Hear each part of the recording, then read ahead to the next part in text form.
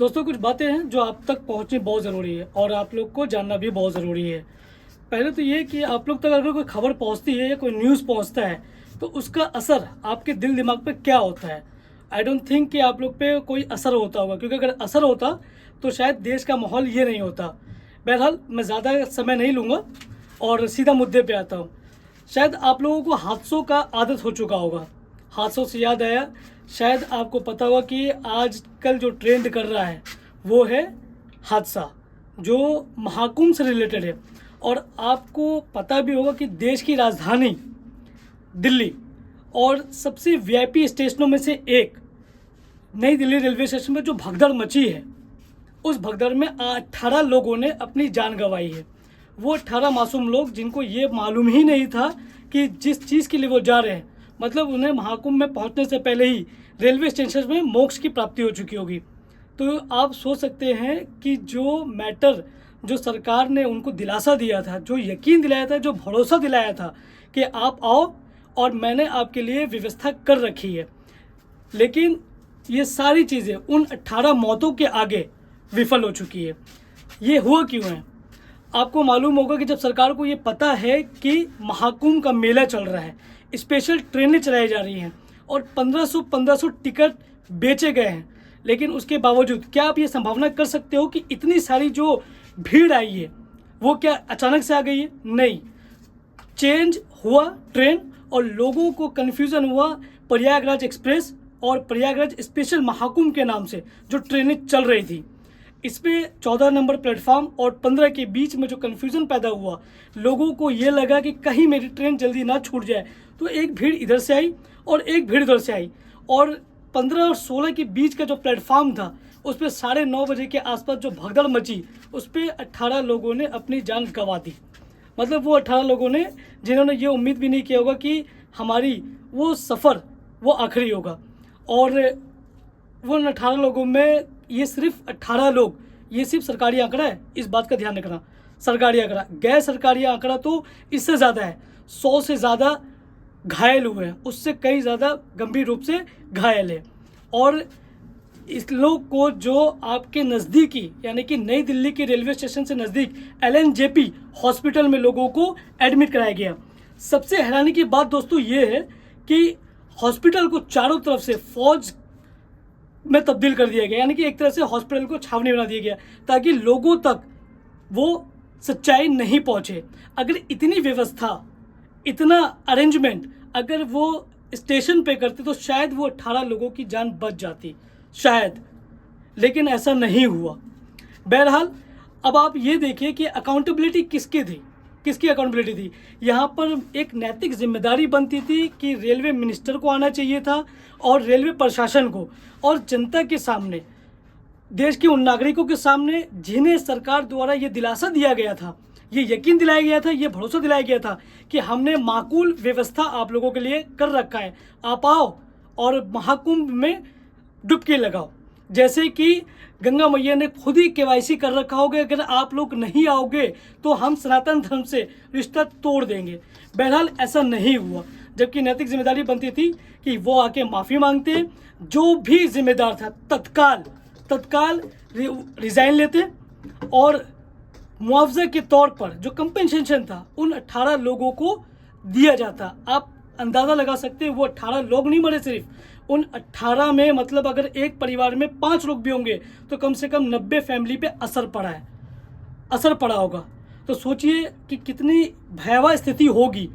कुछ लोग अपने माँ बाप को, अपने बच्चों को ढूंढते हुए उस भीड़ में मायूस चेहरे लेकर एक नाउम्मीदी की कि प्रशासन शायद आके कोई मदद करेगा, लेकिन ऐसा नहीं हुआ। सबसे हैरानी की बात तो दोस्तों ये थी कि रेलवे मिनिस्टर 2 घंटे बाद आकर उन्होंने ट्वीट किया अपने ऑफिशियल ट्विटर हैंडल से। वो भी क्या कहकर कि सिर्फ ये कहकर उन्होंने अपने ट्वीट को कंप्लीट किया कि सिचुएशन अंडर कंट्रोल है।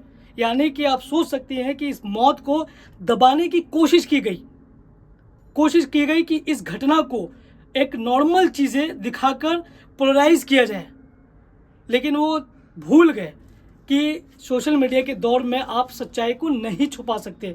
पहले जब कुंभ में जो हादसा हुआ था तो लगा था कि सरकार ने उस हादसों से कोई सबक लिया होगा, लेकिन शायद सरकार ने इससे सबक नहीं लिया और फिर से एक वही घटना हुई जो नहीं होनी चाहिए थी। यानी कि आपको और हमें, इस देश की जनता को सरकार ने कॉकरोच के ही समान समझा हुआ है कि आपकी ज़िंदगी कॉकरोच से कम नहीं है। तो सोचिए दोस्तों कि मतलब स्थिति कैसी होगी। और उसके बाद भी मिनिस्टर ने ये नहीं माना कि गलतियां हुई हैं, बल्कि गलतियों को छुपाने की कोशिश की है, छुपाने की, जबकि अकाउंटेबिलिटी कुछ और ही कहती थी, लेकिन हुआ कुछ नहीं। बहरहाल मिनिस्टर हैं, बहुत ही बिजी वाले इंसान है वो, बहुत छोटी रील्स बनाकर वो प्रचार करते हैं। और क्यों ना हो, क्योंकि भाई उनके पास मल्टीपल डिपार्टमेंट्स हैं, बहुत बिजी चलते हैं और आप लोगों के लिए उनके पास कुछ भी नहीं है। अब आप असल मुद्दा देखिए कि माहौल देश का क्या बना हुआ है। असल में होना क्या चाहिए था कि मेन स्ट्रीम की जो मीडिया है, यानी कि देश की चौथे स्तंभ कही जाने वाली मीडिया, जिन्हें अपने सरकार से, सत्ता में बैठे हुए लोगों से ये पूछना चाहिए था कि आपने जो वादा किया, जो विज्ञापनों के ज़रिए, होल्डर्स के ज़रिए, जो बैनरों की तरह जो वादा किया, जो देश की जनता को ये भरोसा दिलाया गया कि आप आइए, पूरा इंतज़ामात है, सिस्टम दुरुस्त है, व्यवस्था भरपूर दी गई है, लेकिन उसके बावजूद ये मौतें होती हैं। बजाय इसके कि सवाल करने के, लेकिन मेन स्ट्रीम की मीडिया ने क्या किया, सिर्फ और सिर्फ अपने आका को खुश करने के लिए महिमा मंडन करती है, पीठ थपथपाने के लिए सरकार के चापलूसी में लगी हुई है। और मेन स्ट्रीम की मीडिया क्या दिखाती है, रणवीर अलाहाबादिया की चीज़ें। 106 केसेस हैं रणवीर अलाहाबादिया पे, मेन मीडिया की स्ट्रीम में ट्रेंडिंग टॉप पर है। आउटरीच इसी पे दिखाया जा रहा है। सीबीआई से लेके सीआईडी से लेके सीएम तक इसमें इन्वॉल्वमेंट है। लेकिन जो चीज़ें मिसिंग है वो है 18 लोगों की मौत। ना इसमें कोई एफआईआर हुआ, ना किसी को जिम्मेदार ठहराया गया, किसी भी तरह का कुछ नहीं। सिर्फ जांच के नाम पर एक रिपोर्ट आएगी और उस रिपोर्ट में यही लिखा होगा कि इसमें जो दोषी लोग हैं वो हैं सिर्फ ये एक भीड़। किसी का दम घुटने से मौत हुआ होगा, किसी को चोट लगने से हुआ होगा, कोई एक दूसरे पे चढ़कर हुआ होगा, लेकिन उस रिपोर्ट में ये नहीं लिखा होगा, ये बिल्कुल नहीं लिखा होगा कि इसमें प्रशासन की जिम्मेदारी है, हमारा सिस्टम फेल हो गया, बद इंतजामात की वजह से ये भीड़ एक भगदड़ में तब्दील हो गया। ये कहीं नहीं लिखा होगा। इससे पहले भी बहुत सारे हादसे हुए हैं, रिपोर्टें आई हैं, जांचें हुई हैं, सारी चीज़ें बैठी हैं, लेकिन उसके बावजूद कंक्लूज़न कुछ नहीं निकला, रिज़ल्ट कुछ नहीं निकला। तो आप लोग सोचो कि दुनिया के सबसे बड़ी लोकतांत्रिक देशों में, दुनिया में अगर कोई चीज़ सस्ती है तो वो सिर्फ और सिर्फ यहाँ है मौत।